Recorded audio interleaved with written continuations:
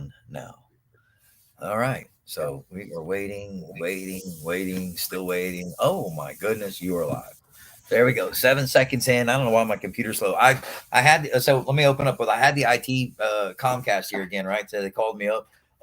By the way, your bill's past due. You know what? I'm sorry about that. Let me tell you, your service is crap. I deal with it every week, and I just needed somebody to let it into. And I was like, "You're just a representative. Please don't take this personal." But I'm gonna need somebody else out here. Like I don't know what the disconnect is in y'all stuff, but are you smart enough today to like maybe enter some data, talk up the chain? I don't want to ask for your boss. I just want to help you be a superstar in customer service today. So can we lead each other in the proper way to make that happen? Yeah. They show up, give me some kind of cord thing. The guy, they take the box out, I'll check it, and they're like, "Yeah, it's all amazing, everything's great." And I'm like, "Ah, sweet, yeah, we're good." No, bro, I can't walk across the shop without losing signal on my cell phone again. I'm like, this still just is not. It's this is it's unacceptable, you know. Uh, but I hope it stays together a little bit better today. At least as far as this is concerned, I may end up plugging you in. Actually, let me put you on the big screen. So I don't. Can you say a little chat? So we do have an in-house guest today. Chad, you might have to come around the other side, but so I can see you. But so we do have a guest in the house today. How's it going, man? Hey, what's going on? So he listens regularly, supports us, and thought it was really cool. He had a chance to come by and talk about his car. Has a little time on his hands, so he's here with us. Cool. That is off. I think I saw you in the shop one time. I think you were there with your daughter.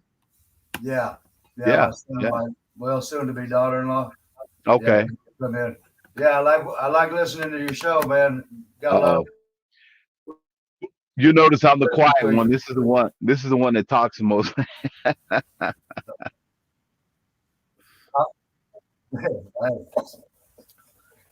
Well, you know, the entire world's trying to get a microphone and a camera, and they're free if you just get them out in front of you. Get on your phone. I like that, man. When Jesus was like, "Hey, can I get who wants to do this?" And I was like, "Bro, I'm in. Like I'm 100% in. Like don't ever offer me a chance to get up and talk because I ain't going to shut up." But doesn't do it good if I talk about nothing. It means nothing, right?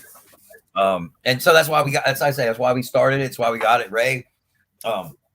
It's still so cool. Even today, like I said, talking to all these ministers are coming through these different churches, these different people. Like I was telling you beforehand, I stepped down from my responsibility at the church. I like parking the cars. I like being out there, but personally, I feel like it's time for me to move on, bro. Like it's just I think I knew that back in the summer, and I overstayed my welcome, to be quite honest. And I think I was afraid back then, but I know it's the extra push and time. It's like when you make a mistake and you feel like, oh God, I did it wrong. It's the extra time that He gave me grace through so that I could see what I did wrong, so that I can prepare for that not to happen. Because one of the things that I was going through this past year was like looking at all the different ministries, because we're here in the big city, and it's like how to cater to, like, God, you give me a gift, right? Now, how do I give that back to others? Right. That's like, I think that's been the biggest part of this. And we kind of already know what's going on. Right. So we have, the cool thing is the shop gets accreditation with the Fort Bend ISD. I don't know how, but we're becoming an educational center. I don't know who wants their kids being taught by me, but apparently somebody thinks it's a good idea, and they're willing to pay me for it. So there's great, right? So we have that, the incoming kids, the time with other kids from other schools now. So we'll be exposed to us because we'll be at the welding, welding competitions and things right around town. So we've gotten in with some really good people, just staying busy, right? Like we talked about all throughout the last year, was like putting seeds in the ground and realizing that it's crazy. I mean, it's cool because we can talk about it today as a follow-up, but all those things that happened were hopes and dreams that I put in, but I knew the things that were coming up or what needed to be tended to, just like you would as a farmer. If you're going to get started, you know what you're going to get.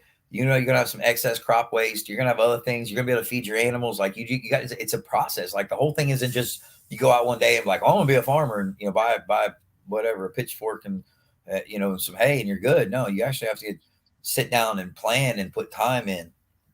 But I think the beauty of that is that I'm seeing my life in a different way, where I saw God put the time in, right, to bring something good, even though it might, the fruit that he put in me grows up. Sometimes, the vines lay out in the sun too long or laid over on that. Like I didn't tend to my own life, right? Like that's the crazy thing. Jesus was like, when I'm the vine, if you're in me and I'm in you. And he expects for us to, maintain our stuff also. Anyhow, so I say I got a ton, bro. Like I'm so excited. It's so So all let this. me ask you this though: are you still a member of the church?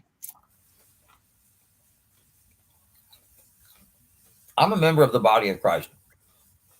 What does that mean? Never, Because it sounds like you didn't answer my question. no, I'm not a member. I'm not a member of that particular church. But no, I don't. I don't serve that particular organization. Okay. Was I serving that organization? Yeah, and I'm grateful for it. Like I'm thankful for the time, but I think that place is a great place for people to launch out of. Okay. Like there's not what's going on there is not wrong, is what I'm saying. Um, I still think that they have great and well meaning. I just think that different people, like I said before, there's churches for people like Joel Osteen. Some people don't agree with him. Some people don't agree with uh, Stephen Furtick. Some people don't agree with my hometown pastor. You know what I mean? Like everybody, there's somebody who always disagrees how somebody sees it, Sure. but none of us are Jesus. So I'm kind of in no offense. I just realized that what they do there, I would be limited by what I feel God has called me to do. So it's time for me to walk away. There's no harm. I support them. I love them. I invite them openly. Like, I'm not walking away from friends. Um, at the same time, the whole program they kind of have says that if you were in a different city and you join online, because I mean it's a church without walls. I mean I respect that. I just think the difference is the church pastors they have, like, they're still building, and I found it like God gave me a building from the get. And it's time to utilize the building. Like I offered it to the church, and I really couldn't get any feedback or connections with anybody. But what I did get was fed what I needed, of some very vital things in myself, because even in the end, exposed, like I said, relationship with Maggie. Like, I mean, everything from going from being in a relationship, divorced, and then having the help, which comes from the friend Heidi, that it like all these things play out in my life. It's finding freedom and being allowed to be who you are is kind of what they teach at the church. And that means that you get to have a chance at being somebody different. And we preach that, Ray, don't we? We preach that every Wednesday. I think we always do. Hey, man, take today, change today, be somebody different. Like it's okay. And it's okay for it to be instantaneous. Some people aren't okay with understanding that people get grace and they don't get grace. And I think that's kind of, to be biblical about it, is like when Jesus said, hey, there's the story, and he says there's going to be, the farmer went out and he hired people, and he goes, hey man, we got to work. We need a whole field done today. And anybody who shows up, they're going to get 1 denarius. I think it's what it says. And I think that's what it is. And he says, everybody shows up. Some people showed up first thing in the morning. They worked all day. Noon, no, sun up to sundown. Some people showed up at noon. Some people showed up at 5 o'clock. Some people showed up at 11:59, and they still did the work, and they got in. Right. That's what you're allowed to have every day. That's how far grace goes every day. Like that's what Jesus was trying to say. It's my grace is sufficient, sun up to sundown, right? Because that one reward, like that little denarius reward, whatever it was enough to compel people to go. Whether that meant you started and you worked it all day long or just partially, to be responsible for where you're at in the ministry. I think that some people aren't. Not everybody's called to be a church pastor. Let me say that, like, first and foremost, like we always know that I'm talking to believers before anything else. And I, as a minister, say that and challenge the other ministers. But the other ministers that matter most to me are the ministers of homes, which they are fathers. If you're a father in your home, that ministry is 100% in your house. The reason I think even being there, and something that draw to them, that people like the dynamic between me and Alan. I love our friendship. I love our relationship. I mean, we still listen. Me and my kid don't always like each other. We don't always agree, but we put everything aside by the end of every day and tell each other we love each other, figure out what we did and did not like. And we have those kind of conversations because I want him to have that kind of conversation with his wife. And then when he has children, I want him to walk down the hall at night and have conversations with his kids. I don't care if you grounded them.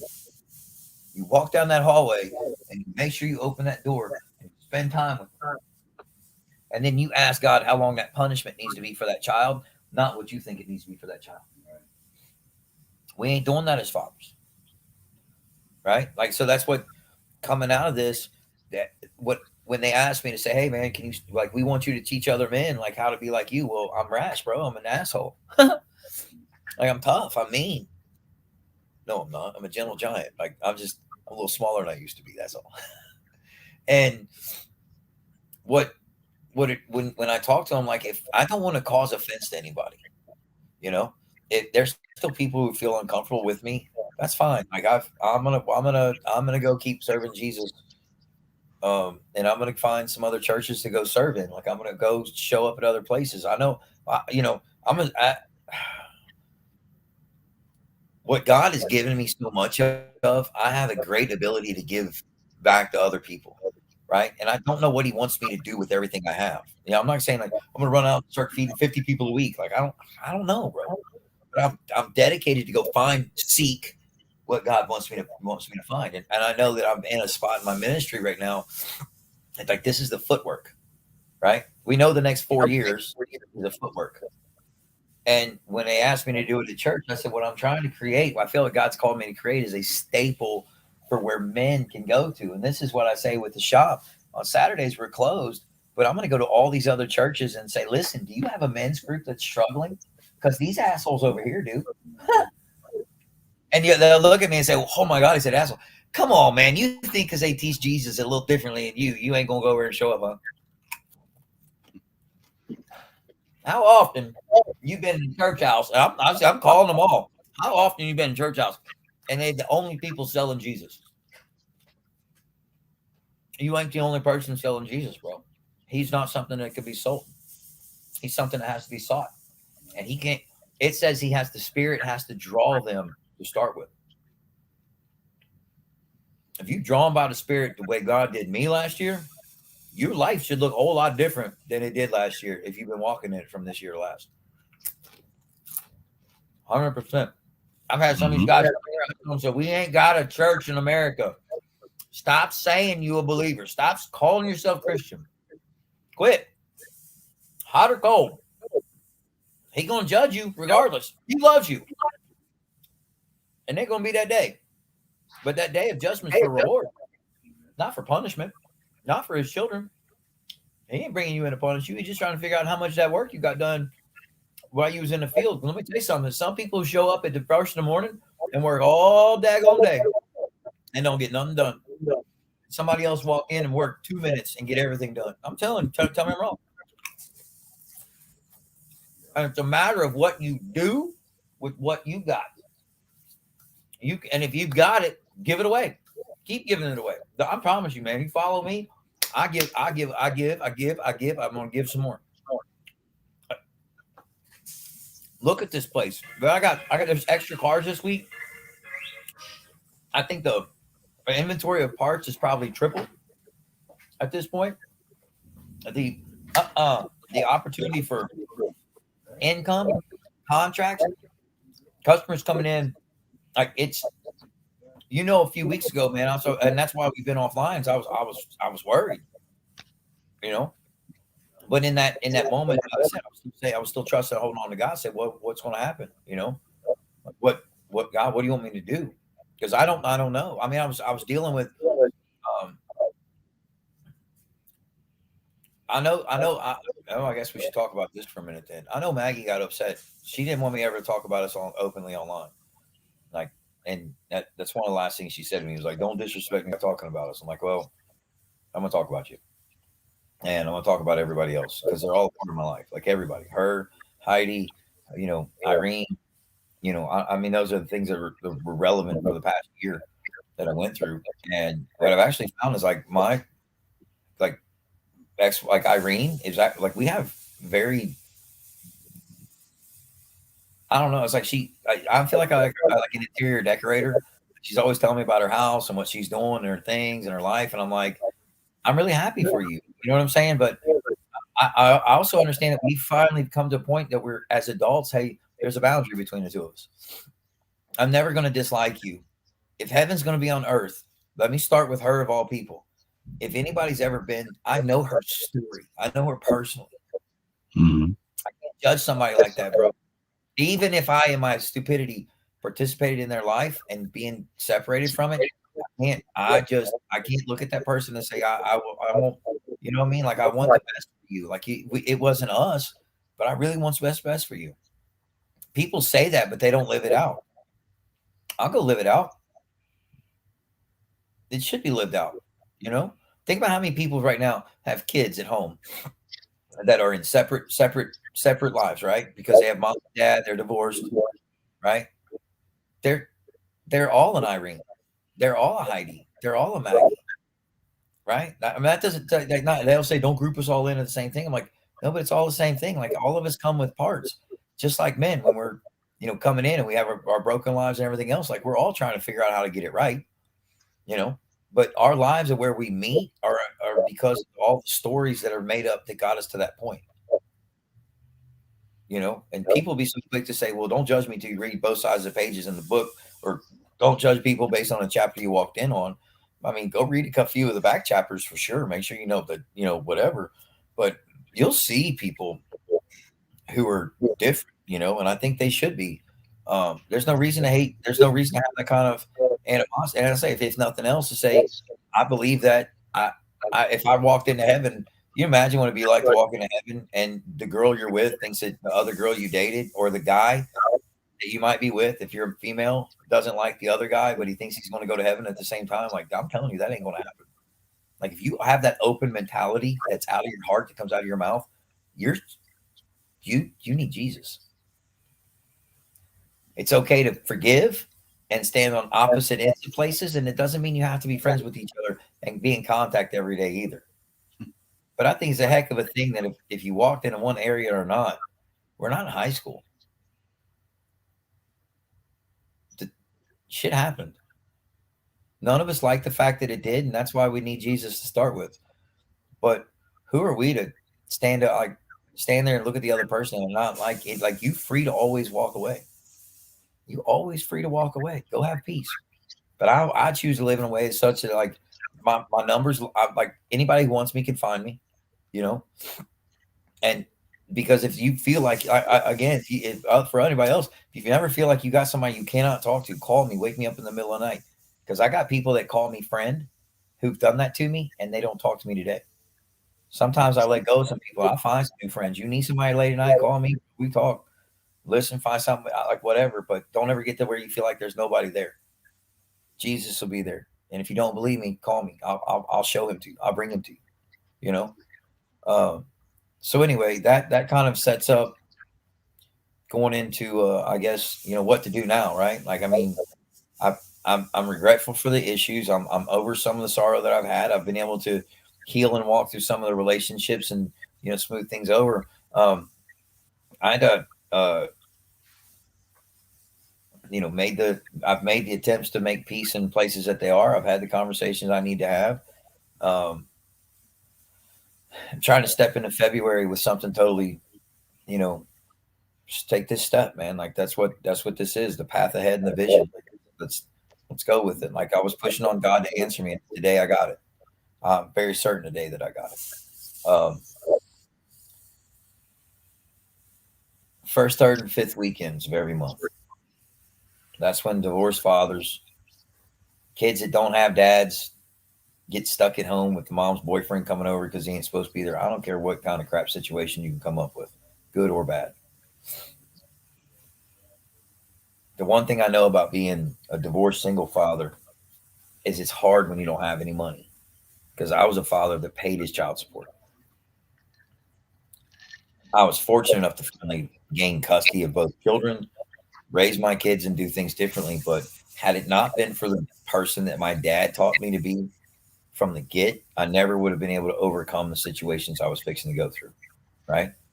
Um, I guess some kids get their dad takes them out, teaching them to fish. Some teach them how to hunt. Some teach them, I don't know, computer math, I don't, whatever, farming. My dad taught me how to trust in God. That no matter what I was going through, there was something greater than me that has a calling for me, that wants me to be more than I could ever even imagine for myself. Sometimes you're going to go through things because of your fault. Sometimes you go through things because they're not your fault. But there's always a purpose, because if you're called according to His will and purpose, and it's being worked out through you, some things are just going to happen, right?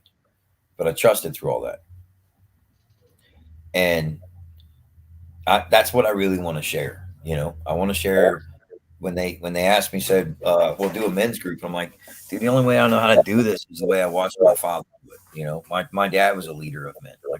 My dad was a fisher of men. He loved that little lapel pin. But yeah, man, my dad was a fisher of men. The dude, he had the opportunity, like I did, see people, accept Jesus in weird situations where they wouldn't, and where the people we knew around them thought that they were too far gone, or maybe they don't believe. I'm like, no, man, I've seen some crazy, crazy instances, down to the point, like I say, like like think about my best friends, like I got my best of best friends, and all of y'all are there for me, but I got one dude that I hang out with more than everybody else. I got one dude that I spend more time chit chatting with than everybody else. He's the one dude I keep closer to me that's outside my son, you know. And, when I've been interviewed by people from the different churches and organizations, when they come through and they meet him, it's so funny because he's like, I've been with him since the day he was transformed. He's like, he's just so radical. And I'm like, I love that kind of story, because he's the one dude. You can't be here, but we're with people. We're able to talk about it a little bit, and like I said, it's not me. It's like that. I'm telling you, man, when I get upset, I can hear the Spirit speak scripture to me to keep me straightened up. Like I don't even know.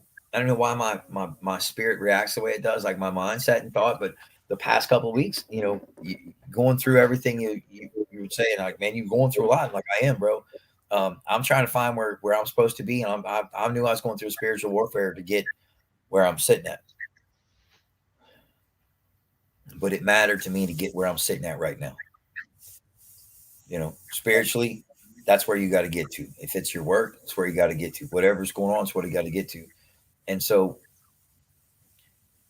I'm like, all right, God, what do I do with it? Right? They want me to do breakfast at the local restaurant. Not to knock on the locals, but bro, the food sucks. I eat it because it's not Whataburger and it's not something else. And I'm too lazy to go to Cracker Barrel. You know what I'm saying? I don't have that kind of money, bro. I can't eat at Cracker Barrel all the time. But it's local. Try to support them. The bacon's terrible. And I've asked them, sir. And the thing is, like, I know how to go there and get what I like, though. Right? Not that I dislike it, but it's not something where I'm just like, hey, man, have you ever been there before? People are like, yeah. I'm like, okay, cool. I'll go eat there with you. But when people are like, have you ever been there before? I'm like, man, I'll go with you. But, and that's So I don't like it either way. Like, I'm going to eat. But, I guess it's kind of like In-N-Out, bro. Like, I like my Whataburger, which that would be like eating home cooked breakfast. And any I know I can cook. I know I can throw breakfast down. Breakfast my mama got. Like, my mama taught me how to do breakfast the right way. That's what I'm ask you. Who's gonna cook breakfast? I am, bro. I got it. I'm telling him, I'll give me a couple griddles, bro. I'm telling him I can throw down. I was a cook when I was a kid, bro. I worked the drive-through window. It had to be up and down, up and down. Take them orders and get it out. No, this is what we're gonna do. So first, third, and fifth, we're gonna have men. So I say 8 to 10. So right, I'm gonna be careful with that. 8 a.m., 10 a.m. breakfast. Like I'll shut the breakfast down about 10. That whatever leftovers are leftovers. I'm not gonna stop anybody from eating. From like 10 to like 11, 11:30, whatever. Like we're gonna do, I think like do kind of like a praise and worship thing, before anything else. Just get together, like just sing some songs, sing a lot, like just have some testimony time, and then spend a little time just praying for each other. And then the rest of the day, the shop's open till 10 p.m., bro. Like if you're here, if you have a kid, like you and your kids, I guess, or you want to build something, you want to learn about something, you want to use the equipment, you want to whatever, like we'll have them sign waivers and releases, and we'll have a few guys here that'll be hanging out to help them with stuff. So if they want to work on their car, they want to teach their daughter how to change her tires, or just check her, like just whatever. And then to have a place that people know, like, hey, if you're ever in trouble, like this is a place to go to get help from too, like put that out into the community. And it's Ray. The craziest thing is Like I said, I found my ID today in my truck. I spoke about it before I realized what it was. And when it lands on Alan's 21st birthday, I was like, that's from God. Like I'm walking in it right now. And it feels good. It feels good, you know? Um, and I've been waiting a long time. Say, God, tell me, tell me exactly what it is you want me to do. And, I'm not, I know I don't even look at myself and think I'm okay some days, but uh, I can't deny the fact that I watch so much cool things happen. I watch God work in such crazy ways, and which puts me in a position of like I am a crazy faith kind of person. Um, I'm telling you, the past couple of guys that have come through and met them, um, they're when people tell me they're like, "Well, I got strung out on drugs and I do all this stuff," and I'm like, "Damn, that sucks." Like, I am so glad I didn't do that. I never ended up in a spot where I was like, taking I wasn't a pill popper or, nothing like that. I like smoked some weed maybe, but I didn't do any, I wasn't out there like stuffing stuff up my nose, putting needles in myself. Well, I did do a little, enhancements for myself, but I don't think that's any different than people shooting lipo in their face or what's the silicones, whatever. Botox. It's like stop Botoxing. Age gracefully, ladies. Like, that's it. Like, please, please, please, please. We don't need live catfish. That's it. So I'm gonna catch it for that one day. Like we don't need live catfish. I almost said something about going to the pet store. I wanted to talk about that a couple of weeks back. Okay, so we're into that. So you down? Like you cool? Can you come show up? Like I was going to ask you to take some classes anyway. First, third, fifth. You don't have to show up all the time, but I understand. Bring your kid, bro. Like you guys want to you want to do something with him. It's easy to get it. Bring it. I think for some of them, if they want to do the bikes and stuff, like we'll give them. Like all they have to do is come in and help. Show up. All you have to do is show up. And be there. Like don't be one of these parents who like has your kids on the weekend, but you're too busy bitching about their mom. Like come here, let me show you how to do something different, bro. Yeah, because it sucks. You know why you're bitching about their mom? Because you're broke. Because you know why you're broke? Because you guys aren't together. Rod Ryan's show had this thing on the other day. Said if a guy and girl move in together, he makes 55 a year, she makes 35 a year, right? And they're gonna move in together. Is it wrong for him to ask for half the money? I was like, I ain't telling you they're wrong because y'all can do what you want to. But I'd say I wouldn't move a girl into my house unless you're able to afford her before she showed up. Because if you couldn't do it then, you damn sure can't afford her when she leaves. If you needed her money to build your house, you put your money in the wrong spot. You bet man up. If ain't nobody ever said it today, let me be the one person. I'll take the ridicule for it.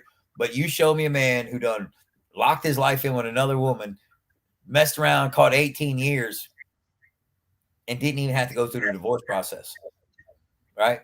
And they get broken and they can't take care of themselves. Like, bro, no, mate, don't move in together.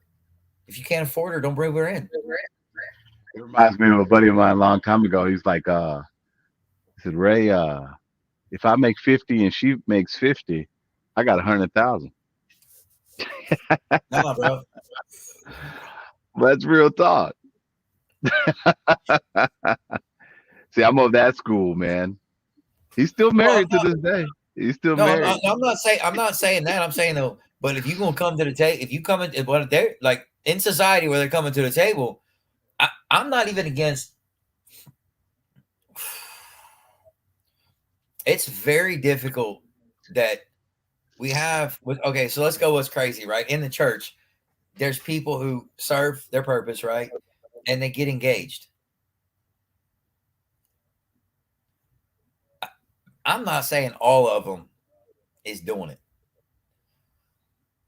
but you can tell when they get so close to each other that they probably did do it before you seen them. You know what I mean? Like you can watch people's attitudes and personalities. No, they try to hide behind it all day. And that was one of the things that I had that when I had the conversation with the church pastor, I was like, you know what I know is like when I ran the plant, I had 184 people. That's a lot of people. I dealt with the leaders of the families. If that's fair. But I know who was going through a hard time with their wife, their kid, their mistress. You know what I'm saying? Like, because I was going through it too. I was relatable. They're gonna tell me their problems. I just don't need I don't need a mistress anymore. Some things like that. But if you're going to run a place in an organization, bro, you better make sure that you know everybody. You trust and they all going to do their job. That's a body, right? A corporation, a job, a company. If you run in the business, you run in the body. You better make sure you know what the body's doing with the right leg and left leg. Church ain't no different. Running a church ain't no different than running a business. It's just not supposed to be ran to make you money. Nope. That's some parts of it, that come out. And I can't imagine being in a position as a church pastor or any kind of leadership position at all and be depending on my paycheck to come from the church. I'm not saying they shouldn't take care of people who are in the church working there, because if people are working at the church and you have staff, take care of your people, right? And then decipher down some of the living that people go through. It's kind of hard to tell others they're supposed to do more if you're not willing to live with less. You're you got to give up some things. You gotta have to give up some things to take your time. If you're in the ministry, I've gotten that back a couple of times too, where people said, "Well, I'm only one man." Then you've said you have a limitation, right? Take the weight off the bar, bro. Go back and learn to do 225 for 15 before you try 315 again. Is that fair to say? If you walked up to me in the gym and you said, "Hey, man, I'm having trouble getting 315 for 3 reps," then I'll say, "Well, can you do 225 for 10?" Say, "Yeah." Well, mathematically, we all kind of believe you can do 225 for 10 reps clean. 315 should be no problem. 1 rep. Nice and clean rep. Down to the chest. And you know how I bench. I'm a touch, move. I believe in full range of motion and engaging the muscle in the body when you do it. I would say my recommendation would be go back till you can do 225 for 15. Then try to do it, but you realize when they get there, you're not going to do 315 once. They're going to do it 3 times, and with a good spotter and proper coaching and mentoring, they're going to get 5 reps. And it's not the reps that they got, but it was the confidence that they received in themselves for moving the weight. And that's what some people have taken on too much responsibility in too many places in the church, where they filled the jobs with people who can't do 225 8 times, and they're asking them to do 315 5 times. That's something that I looked at, that I've been looking at, is I know that God's called me to build something that's eventually going to end up being in a building, and the people are going to call it a church.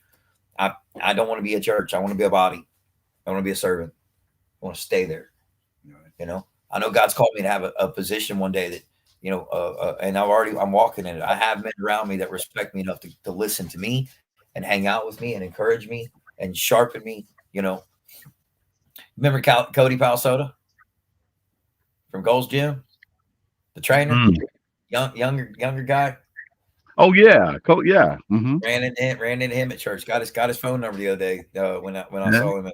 Didn't he used to work for? Did he used to work for or with? He got a guys. Well, he worked for me for a minute. Yeah. He worked for you, huh? Yeah. Yeah. He worked for us for a minute. His dad actually was one of our first customers. We built a breeding cage for dogs. Crazy of all things. Yeah, it was one of the first things we ever did. So if you ever need one of them cages, bro, let me know. We throw them. Hey, I'm telling you, I'll build it strong. You just like old Johnny Cash out there. The dogs ain't coming out the backside of it. She gonna stay in here till she comes out with pups. Anyway, yeah, I saw him and I'm really excited to see him. I told him, I was like, man, you still, like, he was on fire and fired up for ministry. I think him and his wife did. They traveled, did some stuff. They got a little boy. He's cute as can be, man. Sweet little kid, you know. And he's one of them guys that, like, when he become a father, he's going to be a dope father. Like he's got this. Like, he's somebody who needs to be a father. And it gives him, it's just so awesome to see him, man. He pulled up, he's like, "Look at Chucky," and I was like, "Hey, man, my buddy, how you doing?" Like I'd never missed a day with him, But yeah, I'm hoping he'll come down and hang out too. So, and I say there's lots of things that can spawn out of it, but until guys I hate to be like, "What YMCA?" Like, this isn't the YMCA, right? Like, we're not I'm sorry. Like you know, that's not like that's the world's culture, not ours. Right. But I do want a place like the pastor said. He goes, you didn't fit in. Everybody who comes here, dude, you get a chance to fit in. Everybody. I don't care who you are.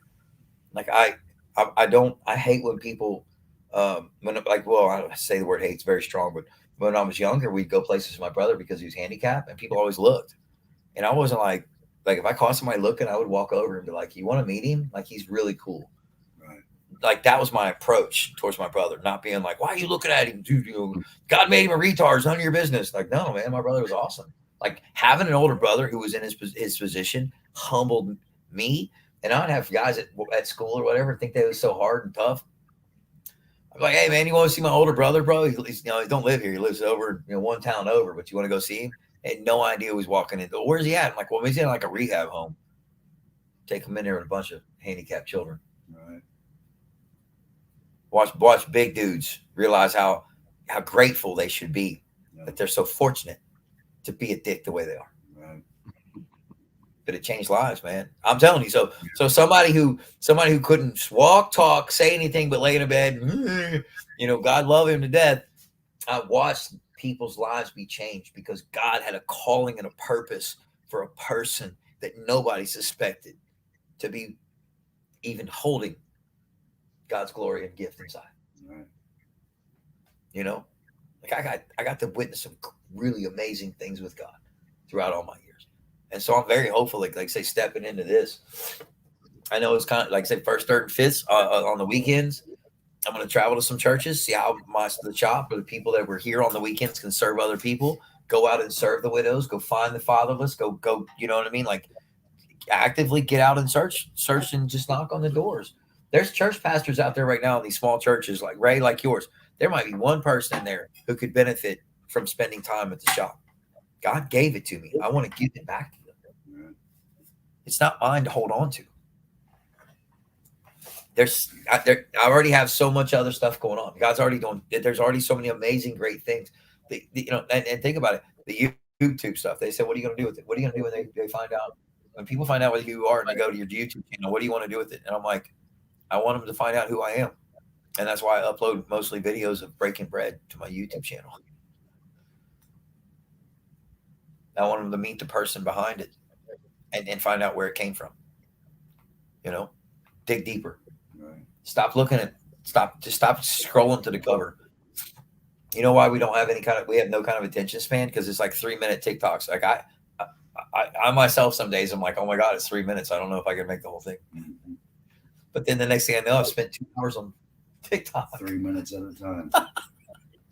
It happens, and I say in my own defense, if I can, the cool thing is like most of mine is stuff that talks about it's people motivational speeches, and like my algorithm is on spot, bro. Like I don't really have, the crazy. Every now and then I get crazy stuff that comes across it, and I can tell when I've been around somebody bad because that thing will switch over to have like witch talk, and I'll see some crazy spiritual stuff go down on my phone, and I'm like, it's almost like a radar for the world as you walk through spiritually. To be fair, like it's crazy how it works, but if you pay attention to it, you know where you are. So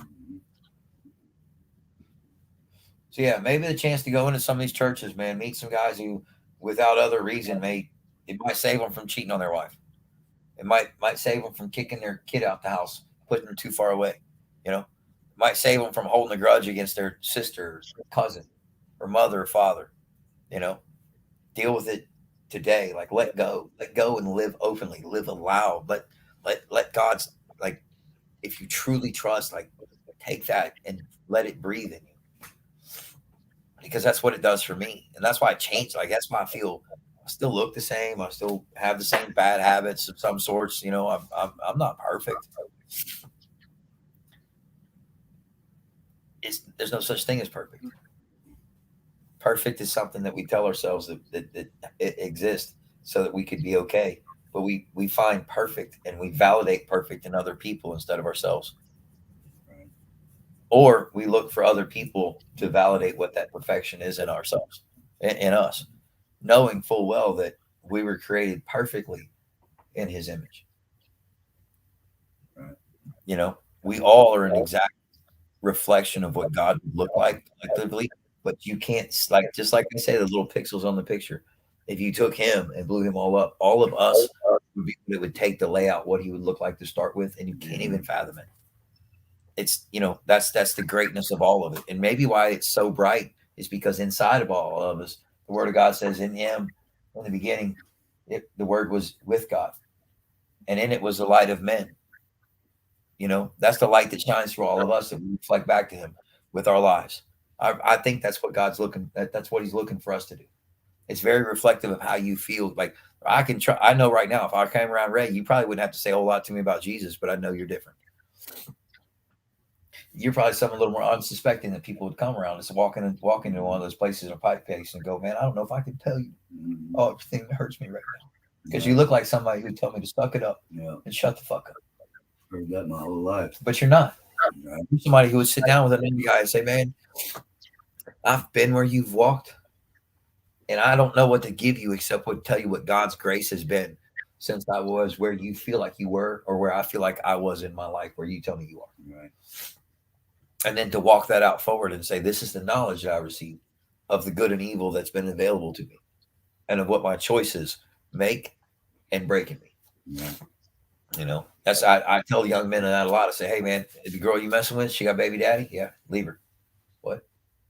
Walk, bro. Are you that far in love? Or are you just messing around? Oh, you just smashing? If you just smashing a girl who's got a kid, bro, walk. Yep, get out of there before you become the next. Mm-hmm. The same way she talk about him, the same way she gonna talk about you when she done with you. Yeah. Because you ain't validated her by staying with her. You just smashed. Mm-hmm. Get out. Believe that. Get out. Get out now. Get out, because if not, 15, 20, 40 years from now, you're going to look back and you're going to hear these words. And I pray that God puts them deep in you right now, that when you come to your senses about what you're doing to yourself, by allowing yourself to expose yourself to that, first and foremost. I'm not saying that there's relationships that happen and people have lives and God's got grace for all of it. But when you're in control of the choice as a man, of where you allow your physical energy to be put, your son's like that. Right. I've talked to my son very at length about it. I was one that was like that. I know I chose my kids as mom. She might be crazy, right? Can we agree that my ex-wife with my kids' mom, she didn't go full Sinead O'Connor and not all Britney Spears, bro, but she real close. There's a reason why she's so crazy, and I got 2 kids with her. There's also a reason why she didn't have kids with nobody else. That's all I'm gonna say. That's our life. Yeah. You know what I mean? Like, the both of us know we still crazy. She was like, "I ain't never having kids with another crazy man." Yeah. So if anything else, it saved her from having more children. And the same thing for me. Like, she made sure I was snipped and clipped long before she got rid of me. Like, like she picked me up from the pet store. I was supposed to be a breeder, right? I was like, I wasn't I wasn't the one you wanted to kill off. Is that what you call him, Ray? With the little boxer, like you said, that's a boxer. I wasn't no boxer. I was a mastiff. I was built for this. She done clipped me, made me a house pet. I was meant to be a house pet. I had to go out and get on these streets and show them who I am. No. But that's the sum of it, like looking back, and I got upset with it for so long. Like I said, there was so much more that I wanted, but God gave me this, like, the ability to spend so much time without him, right? And when Jesus is talking to the disciples, he's like, all the Father really wants is time and communication with you. Yeah. Like, that's it. He just wants your life, like your life walked out with him. And then, because if you're doing that in your private, right, then the rest of your life's going to show. Like, everything else that you do, it's just gonna be a reflection of what you do when nobody's looking, and where your thought process is, and where you're at. Like I said, mine, I spend 2 hours on TikTok, but it's all Jesus. Like, it's Jesus stuff. I ain't saying that I don't get a fat booty come across from time to time, but the devil's always trying to get in the door. The devil works harder in the church than he does anywhere else.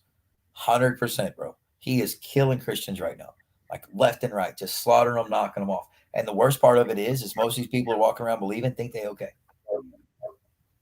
And I'm talking about people they've been in an old time religion. They was there in the charismatic jigs of the 50s, and they still around, and they ain't realized it yet. Like, y'all are in trouble. Like, it be hell. You know what Paul said? He said it's a race. It's a race, bro. It's a marathon. Run. But he said run to make sure that you're successful to win a marathon. You don't sprint a marathon. You pace yourself all the way out the end. And if you ain't prepped yourself to the end and you fail at one spot, you don't complete the marathon. I don't know what the end is for some people who've got that spot, but I know some old people right now who love Jesus and will talk a lot of shit about the next door neighbor's kid and a lot of shit about their nieces and nephews or their brothers and sisters people. And it's not that they talk with negative words like using the word shit, but it's how they communicate about them people and the condemning that they have. Like I'm sorry if you at that spot and you realize that maybe if that hits you, you might want to check that with him, not with me. Like that's between you and Jesus. But I keep myself in that spot every day. Like when I saw that post with the dad for the girl that was on Facebook looking to find somebody. She's pregnant, she's young, she's pretty, looking for somebody to like, and they're like, look at her trying to be a leech, trying to be this, trying to be that. Like, you know how hard it was? Like, y'all wouldn't care if she had that baby and stripped on a pole, would you? But if she's trying to find one man to take care of her, throw the money at her while she rides his pole, y'all jealous? There's some guy out there right now, 40, 50 years old, been waiting to have some young piece to tear up for the rest of his life. Maybe that's not. Maybe there's a guy who's younger than her that's not going to be able to have children. And this is the one kid who's going to bring the most joy he's ever known in his life. Who are you to put her up like that for public shame? You're trash, man. I don't know what you do, like what you just did openly in the public in front of all of us fathers on a dad's page on Facebook. And I hope the other guys, like, not everybody's going to see it the way I do. But those of us who do understand, we see something different about you, and it ain't good, bro. Yeah. Yep. I watch and see how you look down on people that are lesser than you, how you treat people who are not your equals. Yeah. How you know what I'm saying? Like that's and to degrade somebody into that place, openly and publicly and feel good about yourself. Like, man, I hope your daughter never goes through anything bad. Yeah. Because I don't want to know the kind of person you would be knowing that you're going to have to accept that you're the guy who allowed her to be like that to start with. You spoke that on her. You did, you know what I mean? Like you put that on your kids. And like I said, hopefully being able to spend time with maybe a few men from the start, but it's got to start somewhere. It's got to start somewhere. Why not here? Why not now? Let's be cliche. This is where we're at. So let me see how far we're in. We got 47, 30. This is the step, bro. I say Sundays, and then Sunday nights I'll be here preaching. Whoever shows up or ready to play music, or maybe I'll find some other places to go Sunday night. But I'm gonna launch a website for it, and hold it. And like I said, I kind of like Bad Company Ministries. Like I still kind of feel that. There's a bunch of other ways and names, but I really don't know. Like I say, the overall of what to say, but I think it's I want to be able to take it just like breaking bread, but not so much where we have people sharing on the page, except for the page to be ran specifically for the outreach itself. You know what I mean? So, and I think a lot of, and even if nothing else, maybe I'll use Sunday nights and just come back and do a podcast Sunday night based off whatever I heard from the week, just to fill back in. And I might get lucky enough. It's an hour's worth of time I still have on here, so maybe I can play a few songs for people too, because I have gotten pretty good at playing the guitar. I'm just trying to still get out of my shell. It might be a little easier to do it here in the studio instead of somewhere else. But yeah, I'm ready to. I knew I wanted to do some things. I got those things accomplished. You know what I'm saying? And you got to. Sometimes you're going to have to fight the road that people don't want to go down. And I went down the only path I knew how to take. It was the only way I knew through, and I was like, I'm going for it. But that's what you got to have too. Sometimes, it's like that test that you take. You've done benched all you can. You've went back and did all the 225 reps you can. You've already hit the 315 clean for one. The other guy come in and hit 335. Are you ready to try that 335 for a match? Do you have 2.5 pounds extra in you for one rep? Have you prepared long enough? Are you ready? Are you mentally stable? Today's a day. It's 335. It's one rep. It's one rep. And that's where I know this is where God's brought me to. It's been a lot of reps this year. It has, man. I'm thankful, bro. Like I'm thrilled that I finally at this point have a vision that I can say, All right, guys, this is what we're going to do. This is how the shop's going to be utilized. We got 4 years here. I'm already looking at kind of the exit strategy, where we're going to go from here, where we're going to grow into, because I don't think God gives you something without telling you the whole thing. Mm-hmm. And I know He's at least put me in the position to see past where I'm at right now. He's just getting a taste right now. Yeah, yeah. And the amount of people who've come on board, kind of strangely come by, once I say boots to the ground, Right. sandals. Once I finally put sandals to the dirt, that's gonna be my new saying. When you finally put your sandals to the dirt, how would I say that in Spanish? How would I say it? Walk in your chanclas. How would you say walk in your chanclas? Like, like Caminando. Caminando is walking. Caminando is walking. Yeah. Caminando tu chanclas. Caminando las chanclas. Yeah. Caminando los chanclas. Yeah, bro. Strap your chanclas up, bro. It's time to walk around a little bit. I feel that way. Like it's time to get out, put some dirt on your feet, man. Can't sit around. I'm not going to sit around and complain about it myself, but there's a lot of people out there that need help, and He said just go find the one. I'm down to go help other churches find the one in their church that needs to be fixed, so somebody else, they can get their life back together and move on to the next. Man, I love the life that I got. All I've ever wanted to do was be able to travel in the ministry. Like I wanted to have a junkyard, do all the things, learn to play music, sing, praise God, be like my dad. Like I wanted to be like all of my heroes, and slowly, bit by bit, like God's like, okay, cool, you get to be that now. Now here, let me pour that on you too. Like you asked for that, let me give you double blessing. And it's cool, man. I've had some scary days. It's nice to be back on the mountaintop for a minute. I see the valley ahead of me, and I'm down, bro. Like I'm so down to walk through it, because no matter how bad it might actually look like it gets, I ain't letting go of Him, because He ain't let go of me. Now, even though I did something that hurts me, and I've hurt a few people recently that I didn't mean to, that doesn't mean I'm gonna let go of God. And just because there's some people who still have offense against me, that I don't have offense towards them, and they can't seem to come to me and make things, at least talk to me about it, I'm down to walk away until they're ready to. But the door will always be open. I'll always be there for healing and trying to help people, get themselves put back on track and get restored, because I needed it, and I'm still going through it. It's a refining process. But for people who are truly, truly damaged and you're smashed into a million pieces, I promise you, when you let God put the thing together, the picture's so much more beautiful. That's the life, bro. Like that's the life, and life more abundant. And that's what I'm really pushing for, man. Heaven on earth. I want to be able to live through what it is. And for some people, they say it's a mental state. Some people say, it's actually coming down. Whatever it is for you, take that between you and Jesus. But I know what it is for me. And that's to live a life where other people's lives are affected. They're changed. I'm able to bless others. Go, enjoy being a grandfather and a little baseball coach. And in the meantime, watching me smack it. Hey man, you ever thought about eating dog?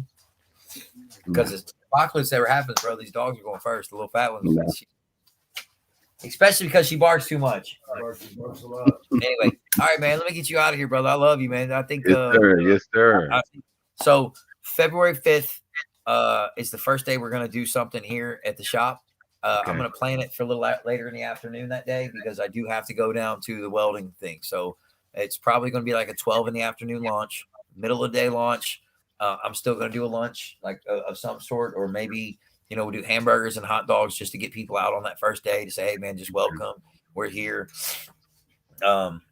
So yeah, that's like I said, I'm really going to rely a little bit on social media to help push this too, just as an outreach. I think there's a lot of people that'll be around, maybe get some shared to certain churches.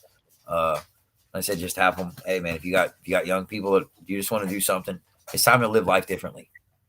100%. And a lot of them are limited because places like Hope City, that's a church without walls, and they need people to be able to facilitate people meeting each other. And I'm grateful that God's given me a place that, whether you're from Hope City or Joel Osteen's church, or where, I don't care where you go to, Second Baptist. I don't care where people come from. I don't care what church pastor you sit with. I just want to get to sit down and know who's in the church body with me. Because this is what God's called me to do over here, and it's specific to me. It's my calling, my vision. It's what He put inside me to walk out, and that's what I want to do. And I'm not here to take care of everybody, right? I'm just here to encourage everyone. So I love you, buddy. I love you, Love you, bro. man. I really do. So, gracious Heavenly Father, we thank you for the day. I thank you that you brought Chad up here for the long ride, that he's able to hang out with us, Lord. We thank you for him and the safe travels, Lord. We pray for his wife and family. We ask, God, that you know each person's situation. And we thank you, Father, because you have brought us victory before you ever brought us to battles. And I thank you for Ray, God, in this time that he gets to spend with us, Father. I just ask, Lord, you'd help continue to grow the ministry that came out of this friendship that I have with him, and that you would continue to bless him, help him with the chickens to get them back in the coops, God. And I just pray that you bless all his hands and all the things that you're bringing him to. And Father, for those who watch today, I ask that, God, that you would bring your spirit to them and draw them into a closer walk with you, that they might learn who you are and you reveal yourself to them so they can walk in community and fellowship with you every day. That they can not just be the change that they want to be in themselves, but help to change those around them that need the same. Jesus, we thank you and praise you for everything, for you alone are worthy, and let you be glorified in our lives. Be blessed, my friend. I love you. God bless you. All All right, right. man. I'll talk to you soon. I'll hit you up. All right, bud. All right, later. And 58, and we're down off the podcast. I've always